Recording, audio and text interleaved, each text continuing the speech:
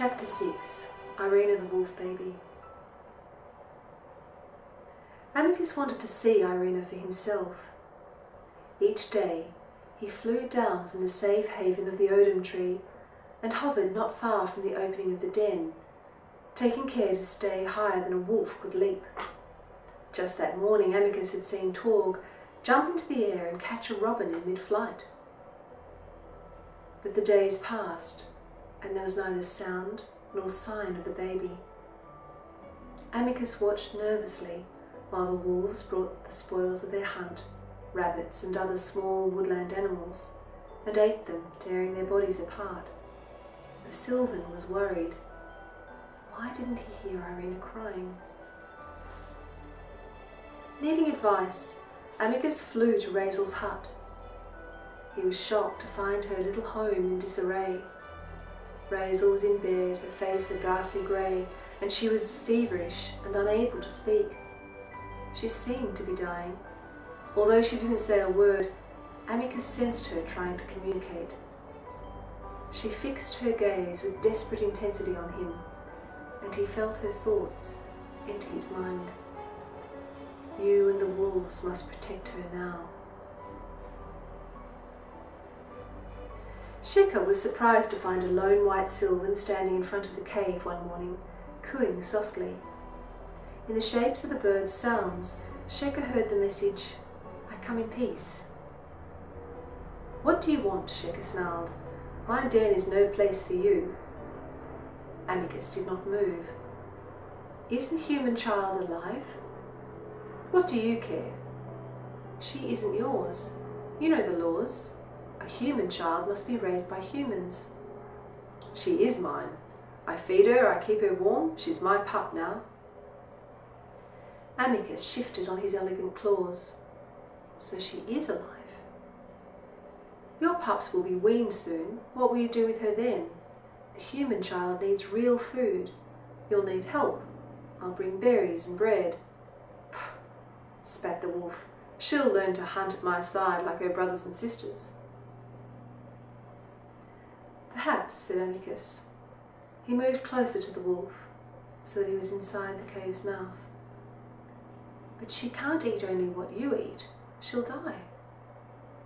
The Sylvan's eyes adjusted to the gloom, and he saw Irina, her shabby white baby clothes in shreds, sleeping with the pups. But at least the den was clean. There was no sign of dirt or droppings or old bones, and the earth was packed smooth on the ground. Perhaps Irina was safe for the moment, but surely she couldn't be there for long. Early the next morning, Amicus saw the tiny transparent form of a sprite moving over the rocks. He decided to follow it.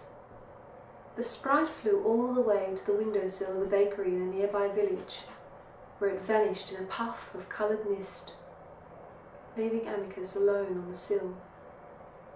"Hey, look at this, Joe! A bird at the window, as cheeky as you please," said the baker. "Isn't it beautiful? Never seen a bird like that."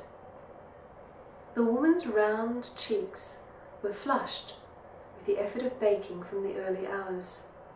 She came to the windowsill, and Amicus didn't move, knowing that some humans love nothing better than to see a rare creature up close. He looked into the woman's eyes. She held a few crumbs for him on her palm, and he pecked at them obligingly. "Eating from my hand? Well, I never. What a bird." She ran her hand gently over his silky feathers. When she moved back to her work, rolling dough on a floured board, Amicus flew to where some soft buns were cooling on a rack.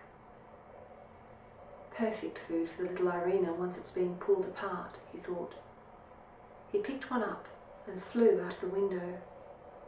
"Cheeky thing!" shouted the baker as Amicus made his way back to Sheka's cave, gripping the awkward shape of the bun firmly in his beak. Spring arrived, bearing wild berries and sour grass and vegetables sprouting in the farmer's fields. Little Irina learned to crawl to the edge of the cave to feed on the sweet treats from the Sylvan, barley bread and raw peas and berries, which were dropped into her tiny mouth, budding with new teeth. The princess had grown strong from Sheka's rich milk, and she could move quickly on all fours. She wrestled and played with the other pups, occasionally getting nipped, and her arms were soon covered in pink scratches. Amicus had other animals in the forest working with him now. With another bird they could carry a tiny pail of fresh water from the river to supplement Sheka's milk. Sometimes field mice and squirrels and sylvans would play with Irina while Sheka and Torg slept. If her wolf parents stirred, Amicus would shoo them away, squawking and beating his wings. Spring passed into summer, and with it came sweet summer fruits, strawberries and plums, blackberries and raspberries. Amicus continued to fetch bread from the baker, with whom he was now great friends. He often brought her a gift, a rose plucked from the bush, the reddest, plumpest wild strawberry, and once a ring that the sprite showed him, hanging from an odum twig. Summer passed into autumn and brought apples and pears and oatcakes. Irina would pull herself up on the rocks, inspired by dreams of standing on two legs. The other wolf pups, now bigger than she, sometimes stood with their paws on the walls beside her, copying her. Any human watching them would have laughed with amazement, but there was no one witnessing Irina's growth except Sheka and Amicus. Sheka sometimes left Irina in the cave with the sylvan while she went hunting for wild goats or rabbits with her pups. Another winter was coming, and then they would have to fend for themselves. Soon she must return to the humans, said Amicus one morning after Sheka and the pups had returned. She stays with me, said Sheka. Your pups are weaned.